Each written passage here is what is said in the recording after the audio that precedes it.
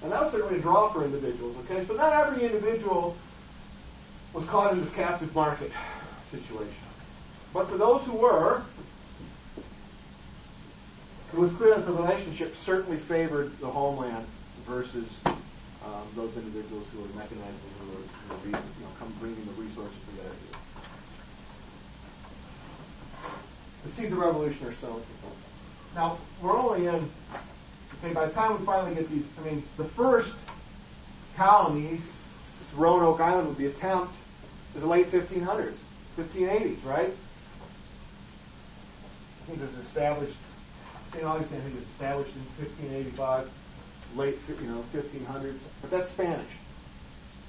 First English settlement, the attempt Roanoke Island, Sir Walter Raleigh, that doesn't go over so well. If you know your history, you know that those 100 or so colonists who were dropped off that island, you go back to get some supplies, you get caught up into an embargo, you come back out of it, and boom, everybody's gone. Disappeared. Don't know where they are.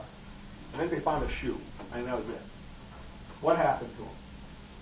Well, again, this was months in between the dropping them off and going back and coming back. But, no note, no went out for milk, be back in an hour, none of that. They're gone.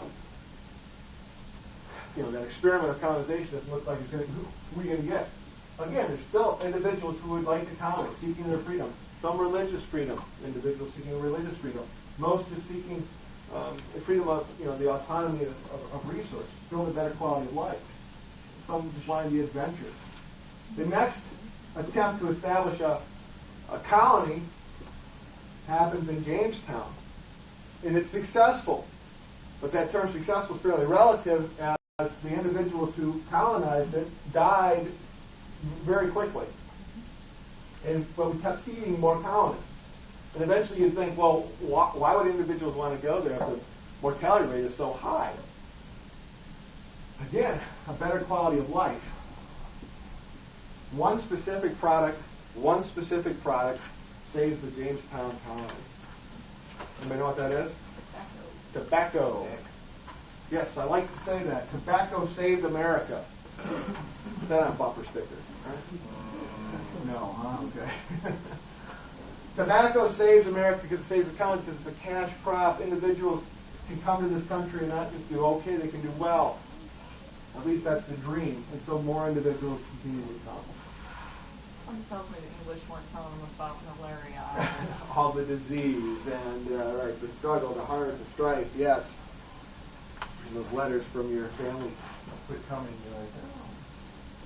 The idea of colonization, again, we talked then about a second colony. And the second colony is actually outside the Virginia Charter. And the Virginia Charter is, I guess, what you would define as England, or New England, or English territory. And the second settlement that is permanent is Plymouth. That's number 2. And we celebrate it as Thanksgiving, giving thanks. Thanks to God, thanks to the Native Americans, thanks for our safe journey, getting us through this first year. Thank you for our bounty, whatever. We call it Thanksgiving for that. But that colony, that settlement is actually established outside of the Virginia Charter. And a great question arises once that Mayflower touches ground and the individuals on the boat. About a third of the individuals were actually religious pilgrims. The other 2/3 were not really religious. But of those individuals who touch ground, a question arises as to whose laws will govern us. Because that's actually kind of an interesting question if you think about it. Whose laws will govern this group of individuals? Should it be English law? Yeah, or should they be independent? And so that question arises, and it's one of those examples where we talked in class, or we spoke in class about the idea of anarchy, a system of no government. Well, here's a group of individuals who, if they get off the boat here, and if you believe in this concept that the laws are attached to territory, that the laws of the United States are attached to the United States, they do not extend beyond its borders. You go into Mexico, the rights you have as a U.S. citizen are not necessarily your rights in Mexico. Now, we have international law, but international law is only as good as its enforcement. And not every individual recognizes that this is the law that they've they will adhere to. So here you have a situation where the Mayflower touches ground outside of English territory, and a question arises for these individuals who are English citizens: whose laws govern us? And that's a good enough question for those individuals a little fearful of the idea of anarchy, a system of no government, but also of what they might find in this new world, that they stop and craft an agreement. The agreement's called the Mayflower Compact. And political scientists like to take a look at this because, again, this is an example where individuals are given a choice. Given a choice between no law and law, these individuals, and I think we find this again and again, but these individuals choose law. Having a choice between no parking spots, no parking lines, I should say, and parking lines, even though there may be not enough parking to satisfy everybody's needs, individuals will choose to have the parking lines. Because the chaos of not having that structure is worse than the fact that the resources are so limited that not everybody may not get a parking spot.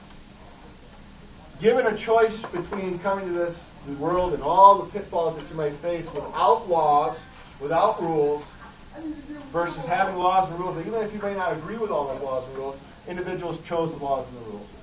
The idea that we will or we do prefer to live by a rule of law is highlighted in that Mayflower Compact, is established in the Mayflower Compact. Again, one of those opportunities. We see another one after the American Revolution, or after Revolution in general, but where you wrest control from those individuals in power. Now you have the ability to create any system you want, or have no power, no government, no laws at all.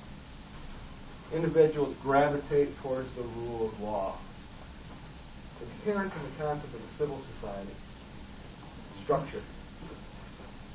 And then the question arises, okay, well, what if we follow English law, but what if there's something that we face that English law does not cover? Who decides? Who decides? Absent the king, absent a law or a rule, who decides? And they agree within the Mayflower Compact that we shall decide together for whatever is best for the collective, whatever is best for the group. Majority rules. That's the fairest way. Everybody gets a say, or at least the men get a say, and then collectively, if 7/10 of us decide we want to go this way, that's the way we're going to go. Written, established in the compact. Some might argue that this is the first American Constitution. A rule book on how to govern, crafted here, well, right off the coast anyway. Maybe the first American Constitution. Maybe a stretch. But anyway, that's it. That's interesting. Certainly interesting to political scientists. Now here's the situation, recorded in history. Right? We have the Mayflower Compact that survived even to today. And you can take a look at that agreement that those individuals agreed to prior to getting off that boat. This captive market, again, is established after the colonies, eventually the whole eastern seaboard brought under the control of England.